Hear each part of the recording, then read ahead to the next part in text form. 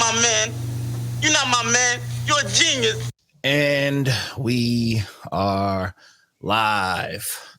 What's good, people? We are here with another iteration of the Who's Man series, the series where we interview rappers, artists, whoever wants to come on here and talk music with us. We get them on here and we talk music with them. I'm John D. Contradiction. I'm here with Reckless, DWR, and artist. Introduce yourself. Yo, what up? It's Mark 40 straight out of Oxnard, California. New album out now. Yes, sir. Yes, sir. Oxnard, 805, White Winini. Yes, sir. Yeah. Oh, yeah. Y'all on the same time. I forgot about that. Yeah, well, I'm up north. He's down south, but it's all West Coast. Yeah. Hey, it is what it is. But so glad that you bring it up too out the gate, talking about the new album. Let's get right into it. So I just dropped the review to it, and I actually had a real good fucking time with it. I had a real good time with it, man. I enjoy that kind of energy. It's got the street stories, got the lingo, the slick talk. And the one thing though that I do like to want to point out when it comes to a lot of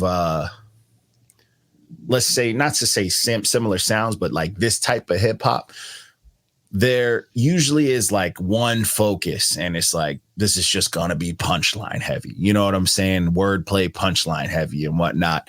And I feel like your project, you were just doing it all. You were rapping your ass off. You were throwing punches in there. You was mixing stories, but there was also a lot of intricate wordplay. So I want to talk about just the process of putting this together, but also the process of your writing. Like, tell me a little bit about it. Yeah, so a little bit you should know about me is I've been doing this shit since I started out late, but I've been doing this shit maybe a little bit over 10 years. Last year, my computer crashed.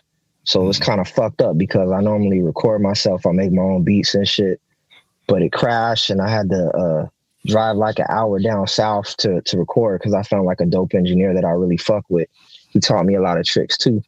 But I noticed that, damn, like we wasting so much time, not wasting because we got songs done, but we just doing so much over here instead of it just being fluid and we could just get shit done immediately. Like I wasn't used to that, So I was all, you know what? Instead of just continuing to go down to the studio, take a little break, I'm gonna save up my bread.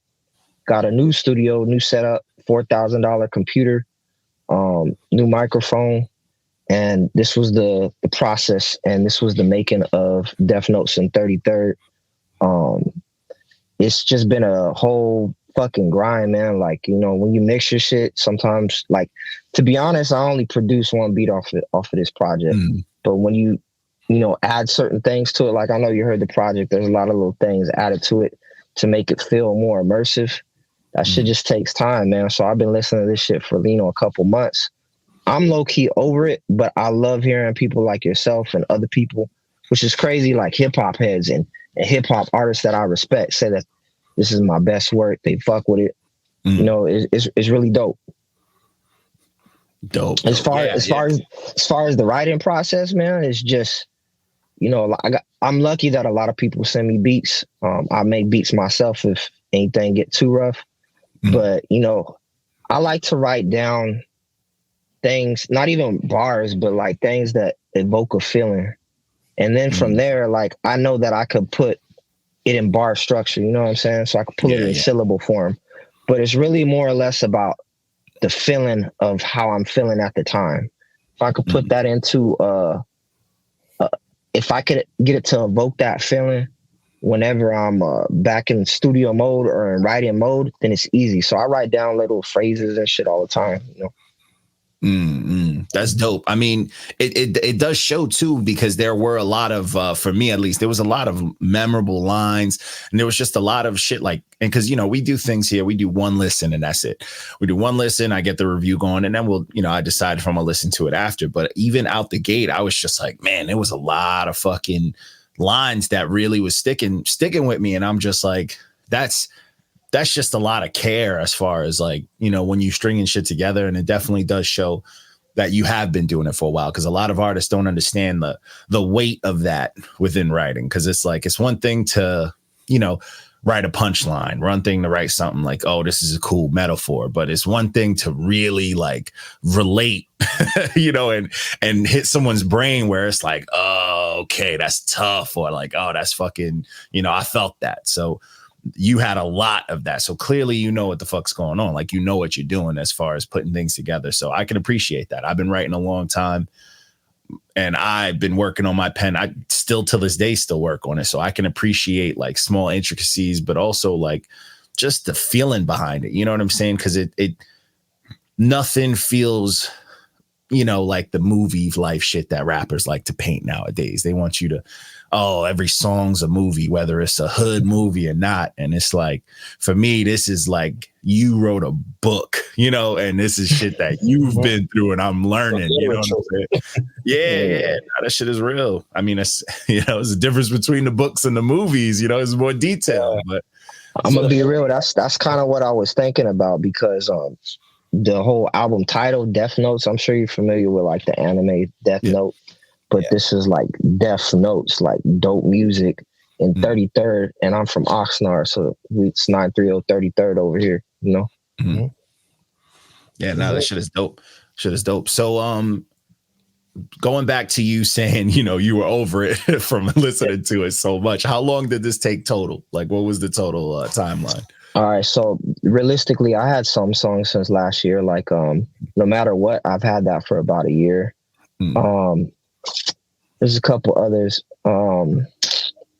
because I named them different stuff, like when I was piecing the album together. But they're called what is it called? I think I had New Routes. New Routes is one of them that I have for a while, and Cruising produced by Graphwise. But to be honest, man, like the majority of the product, like piecing it together, I was at a point where I had like a bunch of songs, like way over the amount of like a normal album. And I just was trying to piece it together, like sonically, like what goes good sonically. And you probably don't know, but I have a lot of different pockets that I could get in.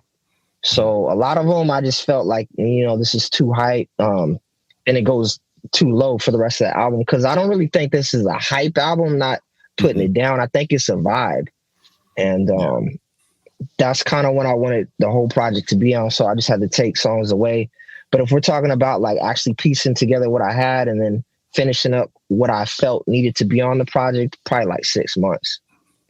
All right. Damn, Ace, this caliber of a project in 6 months is fucking dope. I mean, this is, it's the type of shit that artists would be like, oh man, I want to put out a long project now. You know what I'm saying? Because everybody wants to follow a trend, but this is the shit that makes you want to change it up for just one shot. Like I could put out something that's 15, 16 tracks. You know what I'm saying? But no, that's dope. 6 months is that's fucking impressive. Hey man, I know you don't know me, but like 2020, I put out like 4 projects. You know what I'm saying? Like kind of back to back to back, and they were cool. But like having a little bit more time, which you said artists don't really do. You could actually listen to songs. You'll probably get tired of them, but you'll listen and you'll be like, "Is this dope?" And after you've been rapping for a while, if something's dope because it'll stick with you. You'd be like, "I'm tired of this shit," but it's cool. And that's kind of what happened with the project. Yeah. Yeah. No, hey man, that's dope, man. I mean, over here, we always appreciate when an artist is putting out dope music, like where the quality and the consistency match. You know what I'm saying? Like that's dope. But it's also dope too when, something has that extra time put into it, because you can hear it. I mean, there's a couple of artists that we fuck with heavy, like Napoleon the Legend. We talk about him all the time. Yeah, this dude, he dope. Bro, he dropped like 10 projects like in a year and then did it again another year. And then he's super consistent. But then when he takes a little break and he works on something, is that much better.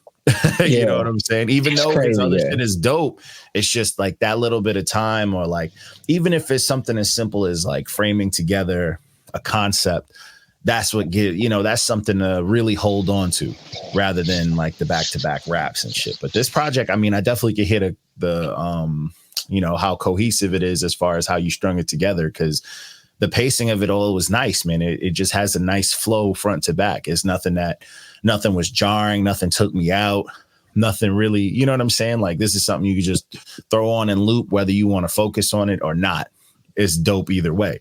So that's that's dope in itself. You know what I'm saying? Because like there is that threshold where you can put out something that's too much, too much fucking raps and too much. I was kind of worried about that at first, just because shit, my light went out. Hold up. Yeah. I was kind of worried about that at first though too, because I was all like, man, I don't want to bore niggas. You feel me? And I also want to just keep it cool. I definitely make most of my music for the car. So if you bumped it in the car, you'll understand what I mean. But like I try to just keep it, like you said, a vibe. Like especially you could take this to the gym or something, or you just going for a cruise, like down, an hour away from where you live. You could just throw this on and vibe, smoke. Yeah, most definitely. Yeah. I got that vibe when I was hearing it in the car. It really hit. Yeah. That's when I really rock with a project. I like to go double check it in the car, do it while I'm driving around, because I mean, that's something too that is, a lot of our reviews, I will mention if it's something to drive around to or to go work out to, or, you know what I'm saying? Because that's, a lot of people aren't thinking about that, but it's like, bro, like if you put out music, like I want to know how it feels in any scenario. You know what I'm saying? Like, it's like, I'm a person too. I do a bunch of other shit. I go to the gym. I drive around sometimes, when I need to get away from, the kid and the lady, but like, you know what I'm saying? There's real scenarios that I feel like a lot of people don't fully even grasp or like think of, especially artists, which is a shame because like, a lot of people, they do the YouTube shit and they're like, oh, we got to hit certain numbers. There's a certain threshold frequency, blah, blah, blah. This is the standard. Let's keep it there. But they don't think about that extra step. And that extra step is care. I mean, honestly, that's really how you zone in on, the demographic or how you want to push it. But I definitely agree with the sound in the car, because I did bump this in my car and I was like, this could stay on for a bit. You know what I'm saying? Like I can get out my car, come back later. I won't have to look for a new project to put on. I just let it go through. So I'm not mad at that at all. That means a lot, man. That means a lot. Yeah, no doubt, man. I there's a lot of projects like this one too. I've been recommended to a lot of like, I talk to a bunch of hip hop heads. I'm a rapper. I know a bunch of rappers and shit. And literally the last few days, I'm just like, yo, check this out. Check this out. Let's see what, I want to see what people think. Cause the more I'm bumping it, the more I'm like, man, this is solid. And, and that for me is kind of rare because of how much fucking music we listen to. I agree. Oh my, that's kind of one of the reasons why I was almost even neglecting like making it longer. And like if you like you said in the review, like a lot of the songs are long. I felt like people are too consumed with short shit though. Yeah. So I noticed that ironically, a lot of people are dropping fucking like long ass projects now, which is crazy because I didn't plan that shit, but just think that's the way there's a difference between those ones and these ones. Like a lot of the mainstream now, because music is dying as far as the money field goes. They're dropping these huge projects to just kind of milk as much money as they can. You know what I'm saying? So a lot of their shit is long and is garbage. It's just it's the same song copy and pasted pretty much 22 times. But you re-loop hella fast and get more streams, so it can be fun. Yeah, and then they're gonna drop a deluxe that's 30 songs, and it's just like, all right, no one really cares. But this one, honestly, like, the songs are long, but it was more so coming from like a refreshing perspective, because I'm used to hearing the short thing, everything being short, but it was like it was never long to the point where I'm like, all right, he's losing me. All right, this is kind of, this was more so it was like, this is long, but it's justified. Like there is more to this story. There is more to what's being delivered, and it never really like your like pacing on the track itself wasn't. It was structured to a point where it's like, how sometimes you get a 3-verse song and the third verse, if the third verse don't hit like the first two, it kind of takes away from the whole song. You're like, you didn't close out strong. So this was kind of like, hey, every verse had a purpose. Every verse, had a lot going on that could be held on to. So I can appreciate that, you know what I'm saying, a lot, as far as just listening to, if I'm gonna have to listen to songs that are about 3 to 4 minutes long, you got to earn my time. You know what I'm saying? And I was like, yo, he is beating the shit out of these songs. He's having a good time. Like he rapping his ass off. Yeah. But that's that shit. Like, I tell people I appreciate I appreciate writers, like good writers. And it's not just like, oh, I'm gonna write on some calculator shit or some technical, like, no, like someone who understands that there is a certain attention span. There is a certain degree to how strong you start or end your verse, your verses. There is like a whole lot that goes into a song. And it's just dope to hear that. It's not something that's around often, you know what I'm saying? Especially from like the underground. So word. Yeah, to someone who actually likes long songs, I appreciate you actually took that plunge to do that, because everyone's doing the short songs nowadays. So it's very much appreciated you did that. Yeah. Oh, thank you. Yeah. Cool. It's a tough game, because I think about it now. Like back in the day, we were conditioned to the longer songs and shit like that. But back in the day, there was more variety, different rap voices, and just all sorts of fun shit. I just think there was less distractions. Like you didn't have Instagram, you didn't have your phone. You actually live life. Motherfuckers don't live life. Like I feel like a lot of people still won't even get this album. Like it's almost like a long movie. Like some people say they can't sit for a 3-hour movie and shit. I'm a fan of those. Like if it's good, it can't be trash. Yeah, it's got to be good development. No bullshit. Story, focus on characters and all that shit. Yeah, because you get the full story of it. Yeah, like Martin Scorsese. There's this director that I really like. His name's Ari Aster. He directed this movie called Hereditary, Midsommar. Oh, yeah. He's really artistic, and like he develops the story before he even does anything crazy, which like I'm a fan of. So, not saying I took inspiration from that, but that's what I wanted to do with this project. You feel me? Yeah. So, glad y'all like it. Yeah. I can appreciate that too. That's the thing too with like a good film or like a good show is like, you could compare it to even like you look at the original, not right now currently, but like how Marvel built their universe, and it's like everything had a backstory. We ain't gonna talk about that, man. Disney fucked up that whole franchise. Oh, now they're turning into chaos, but that's because they're going down the route of like, let's just throw shit out there and let's just try to make it. It's fucking terrible, man. But it's like that was. And I love superhero movies. Yeah. And now, DC came out where they just threw everything at you, and they had no backstory, so it was garbage out the gate. Or it's like, I'm very big on like I love a good movie and like TV shows, and I like to compare things to the way Game of Thrones did things, like when they started off. And then it's like the new season of the new show, House of Dragons. I was like, I'm not loving it because there's the shit that made me like the original just isn't here. Like there is no real politics. It's just drama, cliffhanger drama, shock value. And it's like, bro, that's not, that's not a movie. Yeah, that shit gets old. Like there's reasons why we remember shit like all the deaths in the Godfather movies, because them shits was shocking because it wasn't all the time. Them shits was shocking. Them shits, they made you feel something, and they were random. That shit hurts. Kind of deal. Like, damn, I didn't even think of that.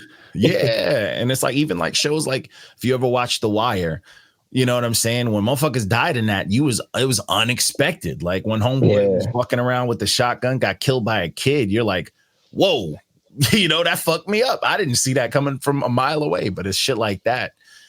There's one I gotta watch too. Everybody been telling me to watch Snowfall. I just haven't watched it yet. It's all right. It's good, but it you killed it for me. It falls off because John Singleton originally was doing it. Then he passed. Okay. So Hollywood was like, we need to fill in the gaps. So it turned into TV fodder. It turned into but the beginning, it starts off super dope because it's very rooted in, it's very rooted in the real Rick Ross is his era and like just hip hop. You know what I'm saying? Yeah. So it starts off super dope. So I definitely recommend starting it off. Mm-hmm. But so to get back to this though, so this is. How many projects? You said you dropped a couple. What is this, number 5 for you, I'm guessing? Shit, man. If we talking about the projects that I did early on, which I wish I didn't, and artists, if you're listening right now, you don't necessarily got to release everything that you just initially come up with. You could actually sit on that and see if it is even worth releasing. Because I released a lot of projects before this, so like maybe even like I have a Bandcamp, and some of the older ones are still up, but this is probably not project number like 17. But if we're talking about like on my Spotify or Apple Music and shit, this is number 9. Okay. Damn. All right, you active out here, so you out here, right? Yeah. Yeah. Mm-hmm. Yeah, you can find some shit on YouTube, like of my early shit. You could just see the gradual growth. I always had bars, I felt, but wasn't too confident on my voice. I didn't understand my voice. I think that's most rappers, right? And I started late. Like a lot of my homies that are really dope, they've been rapping since like elementary. Like I didn't start rapping until after high school, so I felt like I was at a total disadvantage. And the first thing that I did was make beats. I didn't start rapping immediately, you know? Yeah, there's nothing wrong with that. You know, you start where you start and then gradually you get to where you're supposed to be. You know, some people start later, earlier. So just, cards are dealt, basically. Yeah. Honestly, making beats first is probably just better to get a grasp on, you know, bars. Yeah. Realistically, like more complex schemes and flows. Yeah. Because I mean, like that's what every like starting rapper struggles with is like the pocket, and you know, someone throws a beat to you that just don't sound like what you're comfortable with. You're all fucked up. You don't know what to do with it. So beat making is dope. But then it's like when you get to a point when you've been doing it for a while, beat making it's your backup. You know, when it's like, I want to put out something. I'm not trying to shell out some money on beats, and I want to make something that I just can't hear right now from anywhere else. Being able to make your own beats it's therapy, man. Like I feel like that's more therapy than it is like even rapping, bro, because you could just be on the music tip. You don't gotta worry about making sense, whatever. You could literally do some fucked up shit on the keyboard, put a filter on it, like throw a little fucking hi-hat like off beat and just make some slapping shit, you know? Yeah, beat making is always fun. Yeah, I fuck with beat making. I bought I got the MPCX, and nice, bro. And I that's the best investment I've ever made in my entire like artist career. Like to the point where I don't even rap on half the shit I make. I'm just making beats and enjoying myself, bro. Like just chopping shit up. Yeah, just chopping shit up, and I got the machine, and I almost feel like for a while I was super big on the machine, but I almost feel like it might be time for something new because the workflow, like as far as like exporting beats and shit, I just don't really like it, man. Like you have to use this shit called clips, and I don't know, man. It just doesn't feel fluid and it doesn't feel as fun as like I have homies that use like Logic and Ableton, and you could actually you could start with a loop, you know, but then you could just track shit out and play it. And it's just easier that way. It make it kind of weird. You have to use these shit called ideas. And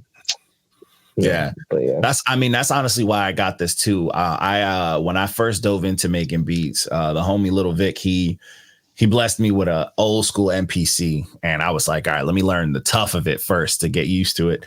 And then when I got this, I'm like, bro, this is a cheat code, but like it makes everything easier. And every time they update it is always something new, from like this shit detecting what key, whatever you put into it is in, to like, it even has a mode where you can make your drums sound more humanized, and it will knock things off of time, like quantized road. Oh yeah, like a swing. Yeah, it'll add different swings and like just off time certain things. You can explode like single track files into multiple, like split your whole drums in one export. It's nice, bro. Man, you're selling it pretty good, bro. I might it's nice. I can clop on it real quick. It's nice. Yeah, it makes everything super easy, so I'm not even mad at it. But so Reckless, what you got? I know you got some questions too. Before you already know. You know I do. So I want to talk on the cover. Like, what was the inspiration for the cover, and who did that cover for you? I did. Oh, dope. You made the cover? Yeah. Well, AI and me made the cover. Nice. And you, so let me, before you tell us how, let me take a shot though. Did it have anything to do with City of God, the movie? No. Because I don't know why this looks like City of God. Hey, like looking at possibly it looks like the main antagonist, huh? Yeah, with the gun. Yeah. Yeah. But what I typed in spirit of the urban community, because that's what I was going to call the album something different. But then I saw that and I was all like, hey, yo, this is fucking crazy. It looks like he's playing a violin with an AR and he's blasting all these kids. And then if you zoom into the background, the angel has like a demon face. So that's why I got the whole idea for Defnote and 33rd. I was all like, we rolling with this shit. Let's go. No, this shit is dope. I gave that because I gave the art a 10 out of 10. I was looking at this shit because this was mania as fuck. Yeah, I do I gotta add the stamp to it and whatnot. So I throw it in Photoshop. So it blows it up for me. And I was like, hold up. I'm like, this shit is cold. And that's one thing about me and like all my projects. Like what I realized, what really sells the music too is a good album cover because really big. It kind of tells the story of the project, and music is art, and I think a lot of artists aren't even tapping into that, man. Like they just go for the basic ass shit or what everybody else is doing. I always try and do something different. I'm not gonna always use AI. I'm gonna pay somebody. Like I've paid a lot of dope album cover creators or whatever. But the thing is, it's whatever speaks to whatever you're saying, and I felt this was perfect for it. Yeah. Art, it's super important, man. It's like, especially for artists trying to get people to look at their stuff, because it's like, you know what I'm saying? You don't want to see some badly Photoshop, cut out of some dude and his whole fit on something where he looks super short. You know what I'm saying? It just looks. I'm gonna be real though. Like if it's a fire project, you can make that shit look hard as fuck though. Yeah, but that's what catches people. It reminds me of back in the day. You go into the record store, CD stores, and you see something dope, and you're like, let me listen to it. Just off the strength of the cover was fire. You know what's crazy? There's one artist, I always mention it because it was one album that I had no idea who the dude was, and I just remember seeing the cover, and I was like, I'm gonna listen to this because this cover was dope. But it was the first time I ever listened to Logic, and it was the Under Pressure album. And I was Is that the one where he I don't really listen to Logic, but there was one beat that I really love. I think it was The Greatest. I don't know if that was on the project. I don't know if that was. I think I'm not sure. That might have been on the second one. He did the anime inspired one, but his first one, he just had a rocket ship. Yeah, the rocket ship one. That was the anime. Yeah. That was the one. Yeah. Now the album was cool too, but I never would have learned about him or listened to him if it wasn't for the artwork was cold. That was some cold ass artwork. Yeah. His album artworks do look good, and it's like, bro, that was enough to get me to listen and become a fan. You know what I'm saying at the time. And it's just like something as small as that. You never know. And that's another thing with Napoleon the Legend. I rock with him because all of his arts, they're super 90s influence. You know what I'm saying? Like 80s, 90s. The shit that I loved growing up. He got the Dragon Ball Z one. I'm like, bro, that shit speaks to me. So it's like little shit like that. No one's gonna listen to some shit you just threw together with no care. The cover of week, it's like in front of a liquor store or something on top of a car, like everyone else does. Yeah. Hey, that might be the next one. Who knows? If it speaks to whatever I'm talking about, then that's what it's gonna be. Yeah, if it matches the album, if it matches the name and it makes you think, and it works. But if it's just some bullshit, some generic shit, that's what I mean. Just like, everyone have to do it, just because everyone's doing it. No, yeah. The reason for it, what I'm saying, that's what it is. Yeah. Mm-hmm. So I want also on the album, you did a song with Conway the Machine. How'd you link up with the homie? All right, so that Conway song was actually supposed to be Planet Asia on there. Like I talked to Planet Asia a lot and shit. Fire. But he's just been busy and shit, and he had been saying that he was gonna get it to me for a month, and then through a third party, I got this connect with Conway, and it just fell into my lap. So I was all, you know what? I'm not even gonna pressure Asia right now because I could always get a feature from him. Yeah. I'm going to just sync it in with Conway. And it was a 16, but I chopped it up specifically to make the song longer and just so I could get off a couple more bars. You know what I'm saying? Yeah. That verse was crazy. I'm like, oh, man, here we go. It's always dope seeing like when obviously the higher tier link up with the underground and there's actually a dope verse, because I've seen a lot of bullshit verses. I think I saw that whole era of people dishing out bullshit verses for the underground, but nah, that verse was dope. There's a lot of dope. There was a lot of dope verses that stood out for me on this one too. Blues shit was dope. Yeah. There was a lot. This project had a good amount of contrast too, which is always welcome. Like on a long project, you know what I'm saying? Like that contrast is needed, and it's not to say like it was needed as far as like, because you obviously holding your own on. I have more raw shit. I know what you mean exactly. Right. I have more raw shit, like the super underground shit, but I felt like everybody's doing that, and it almost makes the shit that I like I don't even want to listen to that shit because I hear it so much. And I hear people just doing trash ass jobs at it.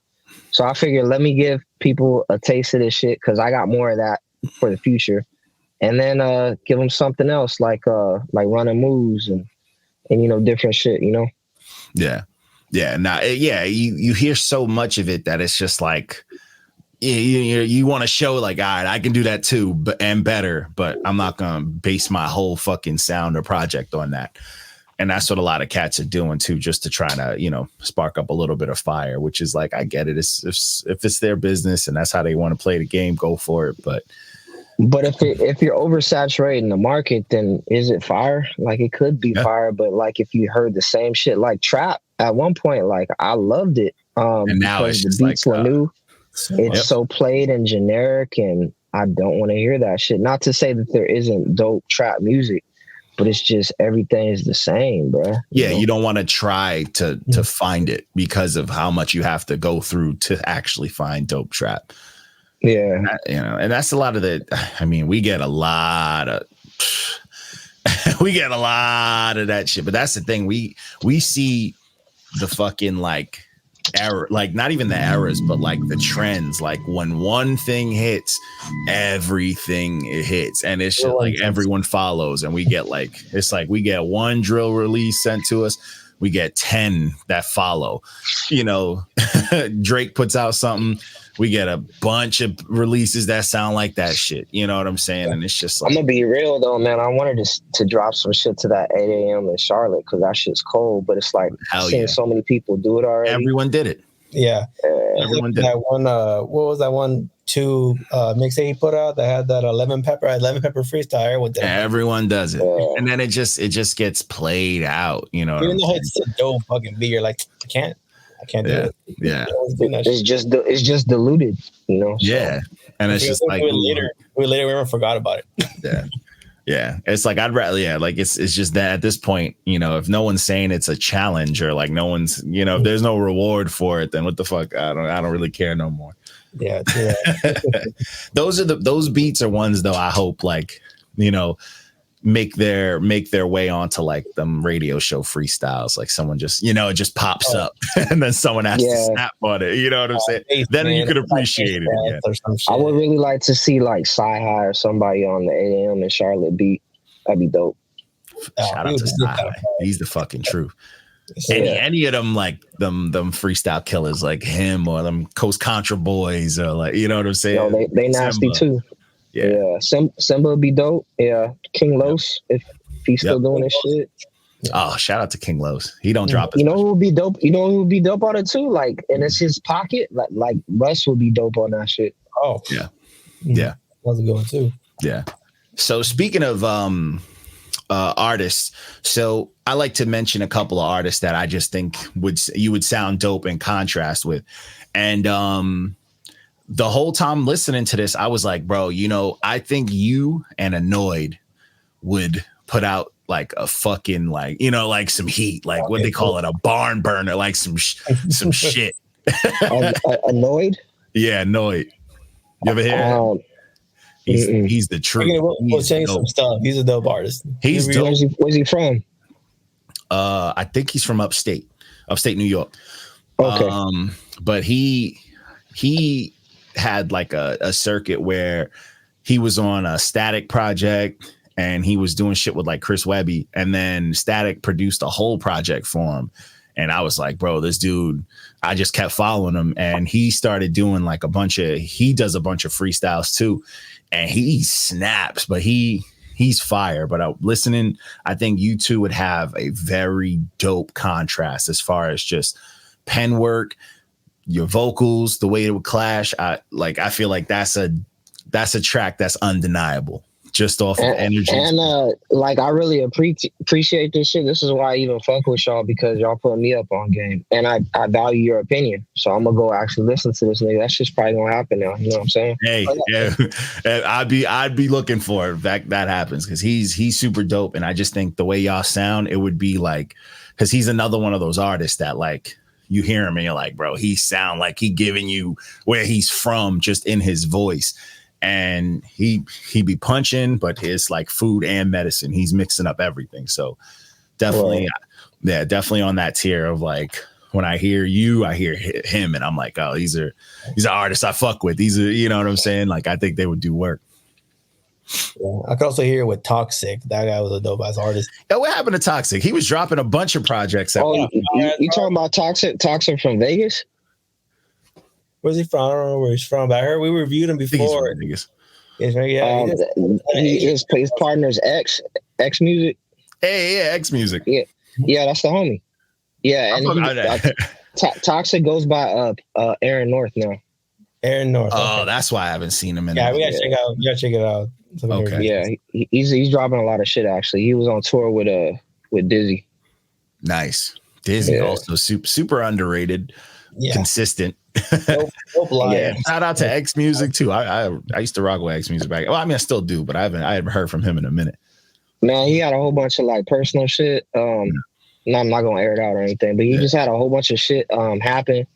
He's fine though. Like, he's actually working on a lot of music right now. And dope. If you dig into my discography, you'll see like a bunch of shit that we had together that you probably haven't heard. So dope. I mean, I met him like years ago when I was like really rapping, and I met him at King Backpack thing. Yeah, Moolah. Yeah. And which one? Oh, it was the LA one. Yeah. Okay, that was when he won it, probably, huh? Yeah. Him. It was him and a couple of dudes. Him, Toxic. There was a couple of dudes that like went off that year. Token was there. Oh yeah. There was a Don Mikel. There was a bunch of people there, and that was there was some fun shit. There was like the whole Joel Ortiz shit, and like. Oh yeah, when what's his name? Child fucked up. Yeah, Mad Child. Yeah, I got that shit on camera, bro. That shit was I was like, what is going on here? Hey, man, he was high on drugs, man. Blame that H. He was a mess. Yeah. And his fucking manager was like, I wrote the verse for him yesterday. I'm like, bro, this don't make this any better. Yeah, like you could have left that out, bro. Yeah, like this is not making this any better, but it is what it is. Hey, I got a question because I wasn't there at that one. Did Jaron fuck up his verse? Because it looked like it was just part of the freestyle. But like me as a rapper, he went like this, and it sounded like they blurred something out, but I think he just forgot something. Yeah, no, I don't remember. It was for his. I don't remember if it was like, because it sounded different. That's still my favorite. Like, to be honest, like it sounded way different than the audio like that for the video, obviously, because they captured it better. But like the sound was like shoddy from the crowd the whole time. Like, oh shit! So everything wasn't as clear as like the video showed it. So you couldn't tell if it was him or if the mic was messing up. There was just a lot of stuff going on there. It was a weird event. It was a lot of weird shit going on, but it was dope. The New York one was dope. The next year, that's the one that I went to, and that shit was hard as fuck. Nice. Yeah. I'm mad I was supposed to go to that one, but one of my homeboys, Paco, was doing a lot of camera work and shit for that too, and I was watching with him, and I'm like, damn, this is dope. You know who was at the LA one? You a fan of battle rap? A little bit. There's this one dude who is always getting posted on URL. Tall white dude, Anderson Burris. Tall, hokey white dude. And he been rapping with like gun bar dude, like with like names. But he was there at Moolah. And I remember telling everybody, I'm like, it's my favorite rapper here. Because he had on a I'm Black shirt and was just punching. Like his whole entry was him just punching. And I'm like, he sounded nerdy, but I'm like, yo, he's fucking snapping, and nobody was taking him serious. I'm like, dude, this dude's dope. And yeah, man. sure enough, he like all over URL and like, you know, smack battles and shit, battling like names that I grew up rocking, you know, fucking with battle rap wise. So I'm like, yo, good for him. Oh yeah. Good for him. So out of all the 15 tracks in the project, not including the intro, which one would you say is your favorite? When I was bumping it, what was it? Moses was my Moses. favorite. Yeah. That was my Yeah. favorite. That was fun because that entire record, the Moses record, was produced by Who's, and I was at the homie Cyrilus. He's part of Lord Mob and shit. But I was at his studio and we were just chilling, and Who's was all like, "Hey man, I gotta get you on a beat." Or you know what? The homie Enzyme was there. I was doing a feature for him. I got out of the booth, and then he was all, "Man, I gotta get you on something else." And he just played the first beat he played was that one. I was all like, "Send me that. I got something for it." And yeah, it just came out of that, and it's just pretty much about grinding, bro. Just working, you know, like when I say like Moses, it's a double entendre, you know, like how he's supposed to stretch the Red Sea, but you know, it's like me getting a bad pack. Like, how am I supposed to stretch that? You know, you just gotta get to work. All right. That's facts. Yeah, that track. But I didn't answer your question. Yeah, what's his favorite? I'm tired as fuck of this project, bro. So like, I don't know, probably the Conway joint, because like Conway's one of my favorite right now. Theory hasn't made the beat. That beat slap. Like, that was one of the beats I actually paid for, because like I heard that shit posted on Instagram. I was like, I need this. I'll pay whatever. Pay top dollar for it. You know what I'm saying? If you want slaps, Theory has it. But I mean, there's other joints on there. Like, I really like Treetops. It's just simple. It's just smooth. Kick off the project. Yeah. That's the way I like it. I heard it. I was all like, this intro for sure. And then, damn, bro, I forget what I named up. You got the track listing right now? Yeah. What's the track before Running Moves? Sidestep. Sidestep. I really like Sidestep too. Nice. Mm-hmm. For me, outside of the Conway track, I really like the Hades Kitchen. Yeah, that's real shit. Yeah, I really fuck with that one. I was like, yeah, this that energy right here. That's produced by my cousin, the other Ford. He be producing for Flea and shit too. Oh, nice. Yeah, he's from Virginia. Nice. Or Carolina, sorry. North Carolina. Yeah. Hey, dope. Yeah. Super dope. That's right. And I want to talk a little bit about Oxnard, because growing up, when I was first starting rapping, I heard that the scene was kind of like a crabs in a bucket. Nobody really supported each other. That's every city, bro. I'm going to be real with you. I stayed in Vegas for a little bit. It's the same shit over there. I got family in Houston. It's the same shit over there. Like, no matter where you go, if you're in a relatively... You could be in a big city, but there's a small pockets of the city, right? Motherfuckers is going to be hating because they feel like if somebody else is getting shine, then that means it's fucked up for them. But that's a bitch mentality and a stupid way of thinking, because if you just embraced everybody, some people are dicks, granted, right? So exclude those. But if you just embrace everybody, shit will flourish, bro. Like, look at... That's how the South works. That's how the South has always been. Just to say, like in Atlanta, they love anything that comes from Atlanta, and they all blow up.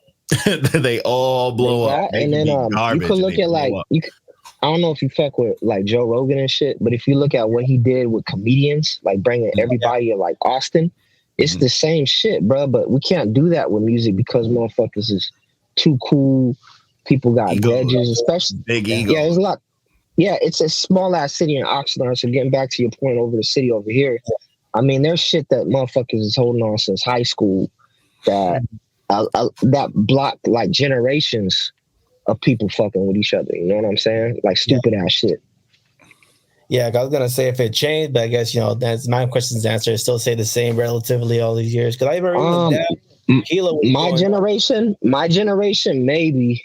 It's kind of the same roughly, but like the newer kids right now that are coming up that are on like the new wave, which is like a lot of the Chicano shit, and even like niggas like the Slump Boys, they Samoan and they be doing the G-Funk shit. They all fucking with each other, and they're flourishing, which is dope. You know what I'm saying? Yeah.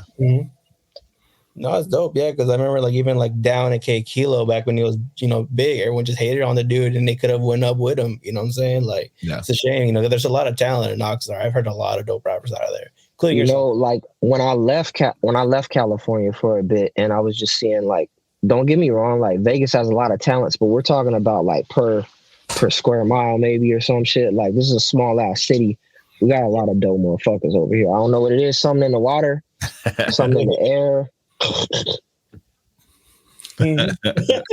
No, that's dope. Doing something to him, It's crazy, bro. I think we've only heard of one place where the scene was like thriving, and that was the Utica boys, Anthony Cannon and them.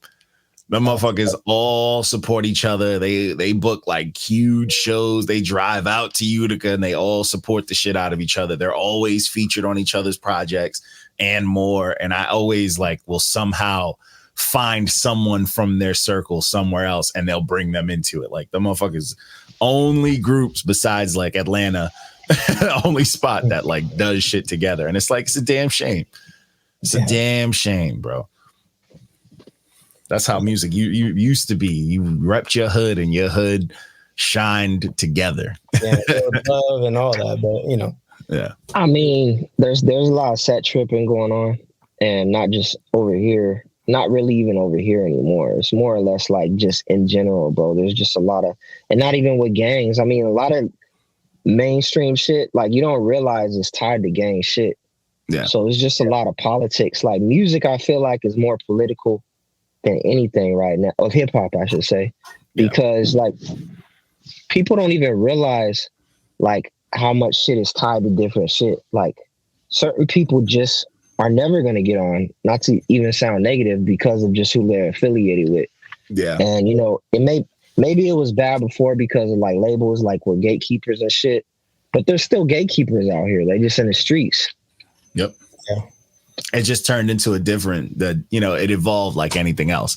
Gatekeeping evolved like anything else. You know what I'm saying? That's just how it goes. You know what I'm saying? Especially now, like where artists have, with like outlets, like social media and all the shit that's on their phone. You got, back in the day, it was just like, yo, the Beehive's going to come after you. But now every fucking artist has a group of followers that will ruin your online career, bro. Like they'll dig up dirt, they'll get you banned, they'll get you blocked, like they'll fucking ruin. Depending on how big they are, not everybody can really do that. Not everybody's in Nicki Minaj or whoever. But they will apply pressure. I mean, that happened to me. I dropped a Lil Kim review on this page when she like tried to make her comeback, and it was trash.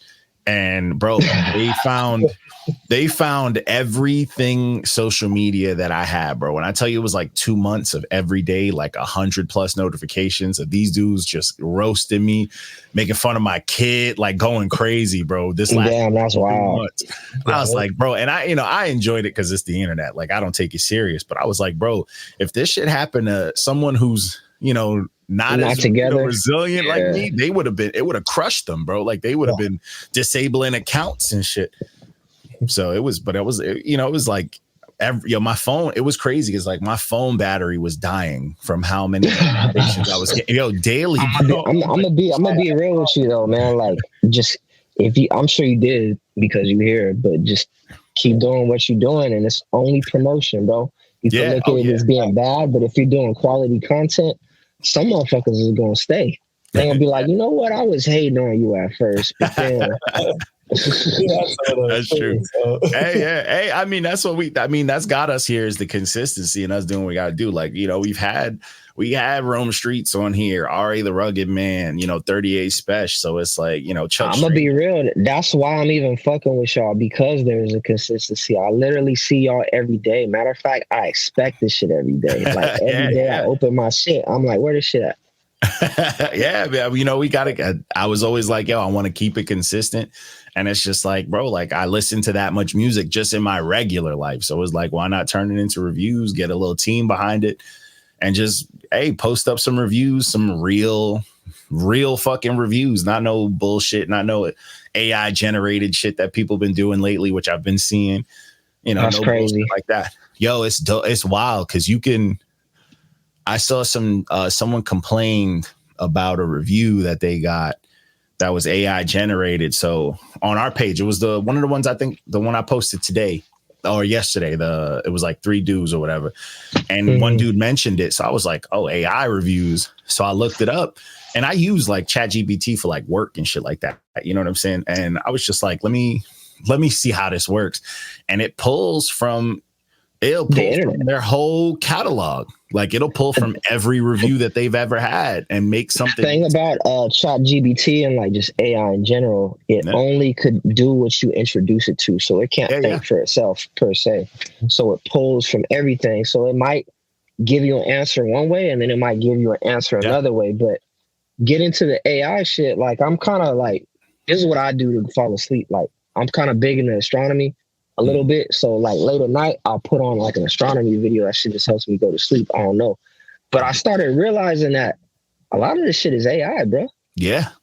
I'm like, that's kind of a good hustle because you really don't have to think. You don't have to think. And I mean, you can see that now. Like they got them with like any of those relaxation channels and shit. Cause like, so I got a lazy ass bulldog. So I can't bug him and fuck with him all day because we're inside. So for like a couple hours, I'll throw on dog TV, and the rate at the way these pages are made and how they're all like, you can tell they're AI generated.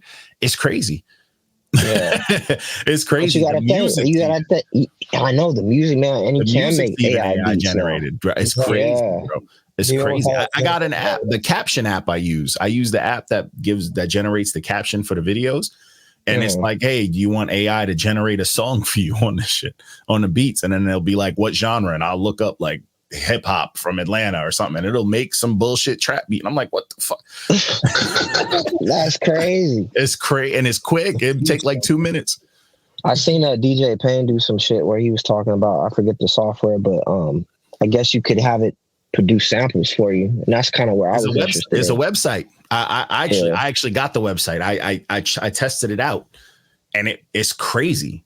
It's fucking crazy. I was like fucking around. I'm like, oh, I need a synth with like a couple of strings behind it, and it literally generated very close to what the fuck I was thinking. Like I put what key I needed it in, and that's crazy. Yeah, it's scary. It's scary because like. I'm gonna be real though, like it still doesn't have soul yet. I mean, maybe it will in the future, but you know, I feel like you could only go one way for so far. Like, hip hop went super how it was going, and we could say what changed it or whatever, but it went one way so far, then it's going the other way, and it went to like more party-ish. I mean, it's always been party-ish, but it kind of went to like where it was at with trap. Then it kind of got lyrical. I feel like we're talking about a mainstream, right? Like the whole mainstream aspect of it. But I feel like it's going to some different place now. I don't know where that place is. Yeah. But it's almost even like I'm listening to a lot of newer shit. It feels like fucking trap with punk rock, bro. Like I don't know what the fuck describe this shit. The emo, like the emo trap. I'm even a fan of it. It's becoming like a bigger thing. And I'm not mad at it. It's an extreme, but I'm not mad at it. But it is. There's an audience for everything. There's an audience for everything. Yeah. What did the Mortal Technique say? He said there's a fucking market for shit fetish videos and fucking chocolate snails. Yeah. And them companies, them labels, they're gonna find it.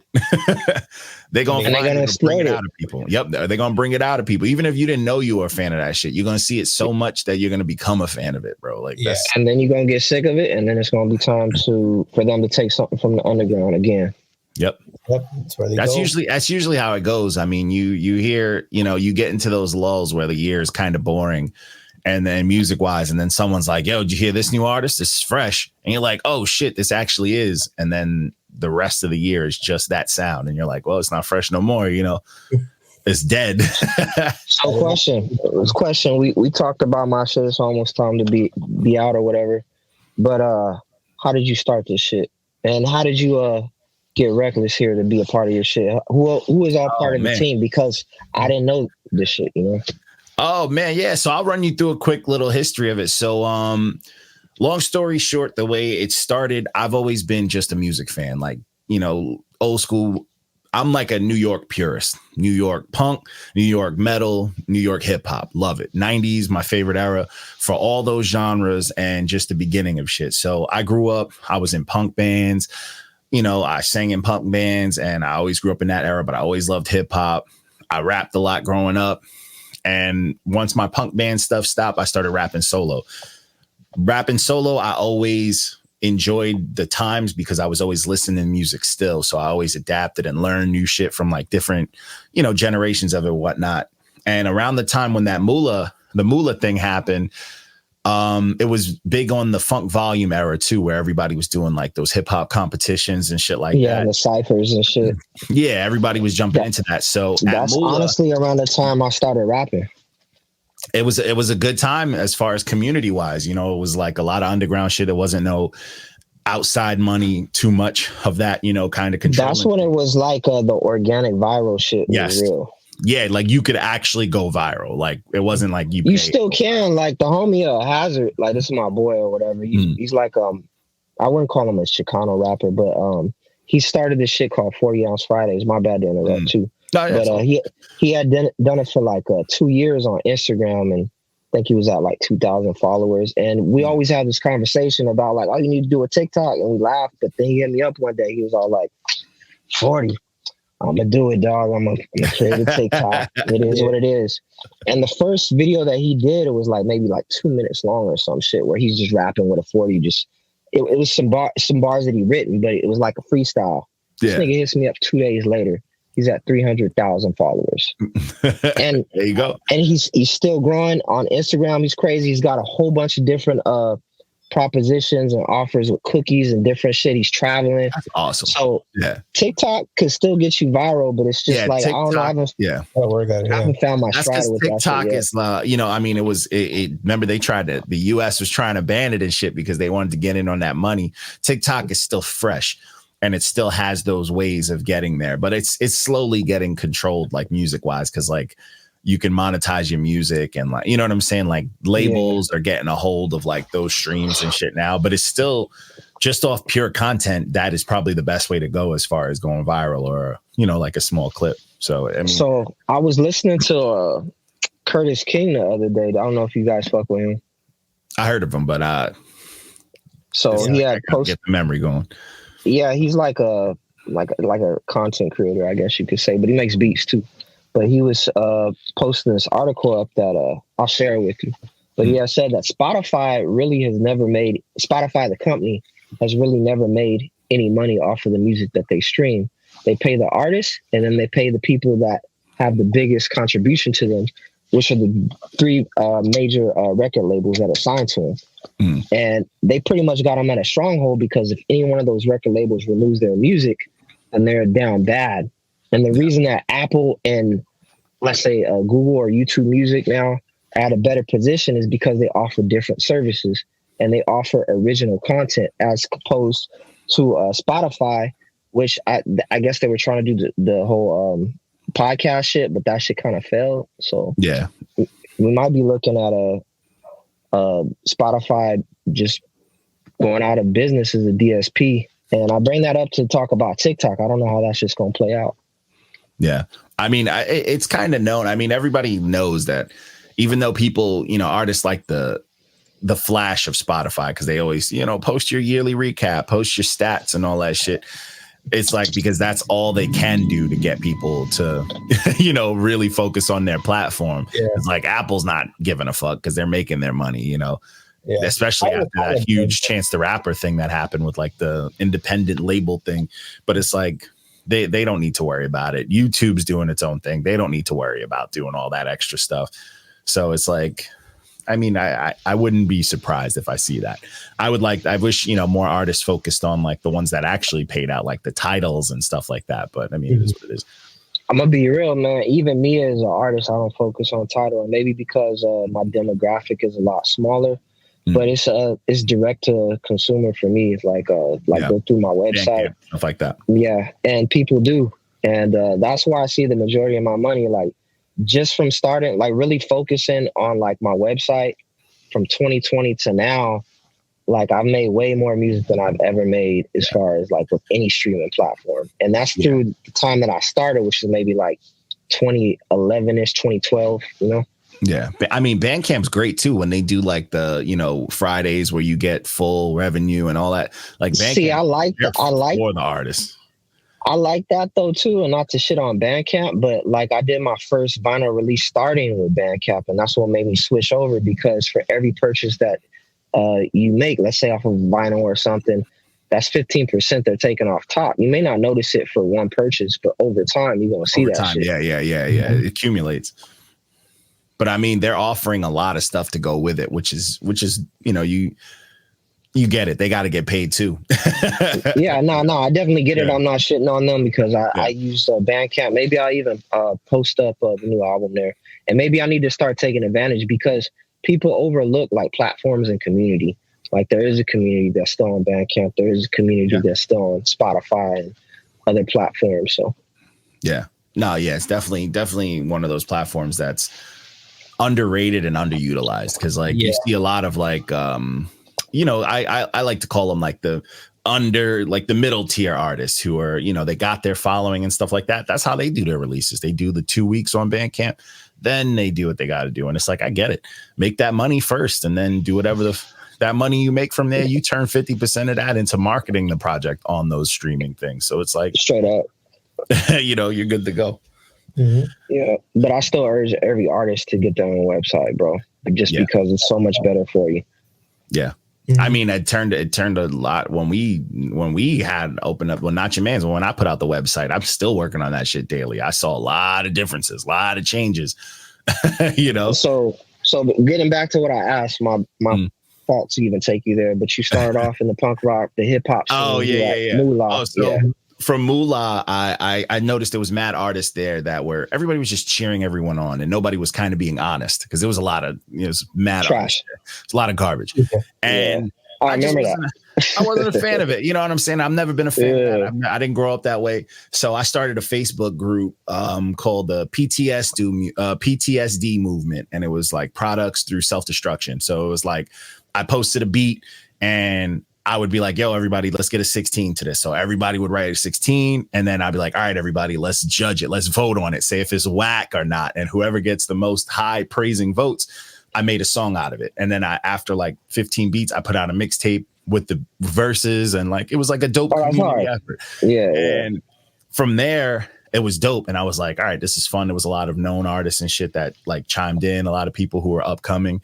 So after that, I was like, all right, I want to turn that, which was fun, but Facebook turned into garbage. I was like, I wanted to do something that was something that I still enjoy doing, but I wanted to take that approach of it being brutally honest. So I was like, yo, I listen to music all the time. I'm always the one like, yo, check this out. I was like, let me start reviewing them. So I took like a week. I literally took a week. I wrote out the format. I made up the emojis. I thought of the logo being like a big red stamp, and I wrote out a 5-year plan of like, you know, audio first, the reviews first. So we're going to target the funk volume guys. So we did the 1 week's notice guys. Then I had like certain artist list, mainstream artists I wanted to ping first, because I knew I would get their attention. Then it was audio, then turn into visual for the podcast, and then do weekly episodes, then get the website. So I had a whole plan, and I reached out to like a couple of hip hop friends that I knew. I reached out to like 20, only like 5 actually reached back out. Everybody else said I was bugging, and that was it. I started it. I was like, yo, just watch me work. I got people involved, and I posted our first review. It was 1 week's notice, and it was Dizzy Wright, Demrick, and whatever, their first group. And it blew up. They all first post. They all were fucking. Demrick was crying in the comments. I was making fun of him. Fucking, you know what I'm saying? The producer was like, yo, I appreciate you listening. And fucking Dizzy Wright, everyone. And then all the young cats were like, yo, they got Dizzy Wright, Demrick, and these dudes commenting on their post already. Let's see what's going on over here. So these young cats are arguing with them. Second post, Dave East. He rocked with it.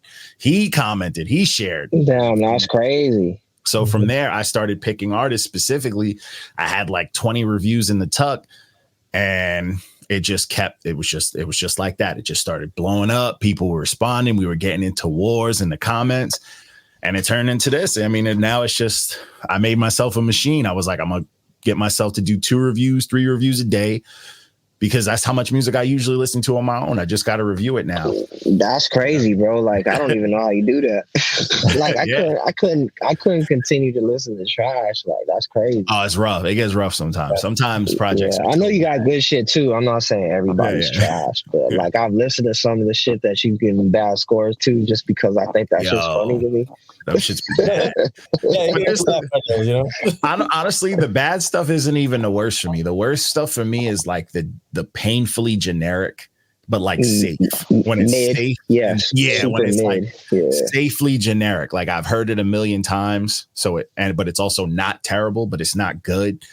Yeah, because the terrible shit is at least funny and entertaining. Yeah, the terrible shit, I could be cracking up and I'd like laughing at how much I hate it. Like, I be getting real reaction.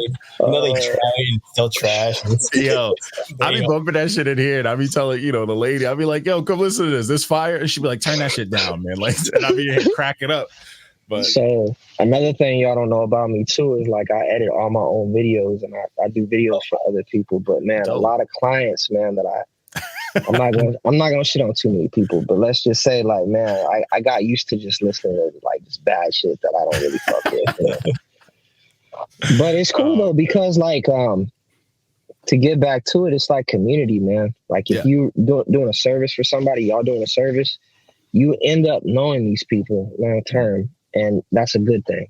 And it's like, you get to make them look good or offer advice to get them good. Yep. And it's a good thing. And I really see a lot of success for y'all, because a lot of successful people that I know always have 5-year plans, and they stick to their guns. Mm-hmm. Seems like that's what y'all motherfuckers doing. So peace to y'all. Yo, truly appreciate that, man. And yo, we appreciate you hopping on and chopping it up with us. This was dope. It's crazy how fast the time will go when you're having a good conversation. Mm-hmm. But yo, man, truly hope that this project gets you, I know you sick of it, but I hope it reaches those goals that you set for it and more, gets all the streams that you need. But let everybody know where to find you, follow you, and all that good stuff. You can find me at Mark Ford on Instagram. That's with a 4, not an F. You can find me on Twitter under the same shit. You can find me on Facebook under the same shit. All my videos are on YouTube and all DSPs. But if you really want to support, it's Mark Ford. That's with a 4, not an F. .bigcartel.com. You can cop the digital copies. You can cop vinyl. You can cop merch. All that shit. More shit coming soon. Vinyl on the way right now. There's pre-orders right now, but vinyl will be on the way in about a month. You can cop you some vinyl. Cop you some beanies. Cop you a poster. Even got edibles on the website. So if you're into that, fuck with me. Hey, I'll get some of those from you. Yeah, I might get a beanie. But yo, again, man, we truly appreciate you, man. We're gonna sign off, but yo, thanks again, man. Truly appreciate it. Hey, salute. Shout out to Not Your Manz. Hey, we tried, man. We tried. Peace. Peace.